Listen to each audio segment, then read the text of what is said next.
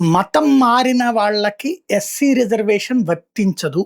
ఇది సుప్రీంకోర్టు కూడా తేల్చి చెప్పింది. ఒక వ్యక్తి పాస్టర్‌గా పనిచేస్తున్నాడు. ప్రభుత్వ ఉద్యోగం కూడా చేస్తూ ఉన్నాడు. ఎస్సీ రిజర్వేషన్ అంటే తను కేసు పెట్టినటువంటి సందర్భంలో ఎస్సీ, ఎస్టీ అట్రాసిటీస్ కేసు తీసుకొనొచ్చాడు. తనని విమర్శించినా, తనని ఎవరన్నా ఏదన్నా అన్నా సరే ఎస్సీ, ఎస్టీ అని. నువ్వు పాస్టర్‌గా పనిచేస్తున్నప్పుడు ఎస్సీ ఎట్లా అవుతావు అన్నటువంటిది అప్పుడు హైకోర్టు నిలదీసినటువంటి పాయింట్. ఇక్కడ కులం మారినంత ఇదే మతం మారినంత మాత్రం కులం మారట్లేదు కదా అన్నటువంటి వాదనలు వినిపించారు.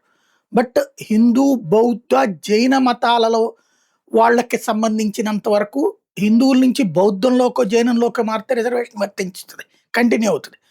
అలా కాకుండా ఎస్సీ క్రిస్టియానిటీలోకి మారితే అది ఖచ్చితంగా రిజర్వేషన్ వర్తించదు అన్నటువంటి విషయాన్ని హైకోర్టు తేల్చి చెప్పింది ఆంధ్రప్రదేశ్ హైకోర్టు. వాస్తవంగా క్రైస్తవంలో కులాలు లేవు అన్నటువంటి పాయింట్‌ని గుర్తు చేస్తూ ఆ మొక్కని చెప్పింది.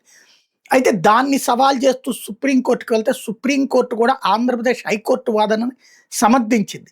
మత మార్పిడి జరిగితే రిజర్వేషన్ కులం ఆధారంగా సంపాదించినటువంటి అంటే నువ్వు హిందువులో ఉన్నావు కాబట్టి, హిందువుగా ఎస్సీగా ఉన్నావు కాబట్టి నీకు లభించినటువంటి కుల వివక్ష కారణంగా లభించినటువంటి రిజర్వేషన్ వర్తించదు అన్నటువంటి విషయాన్ని సుప్రీంకోర్టు కూడా తేల్చి చెప్పింది. దీని మీద ఇక శషబిషలు లేవు. క్లియర్ కట్ అన్నమాట.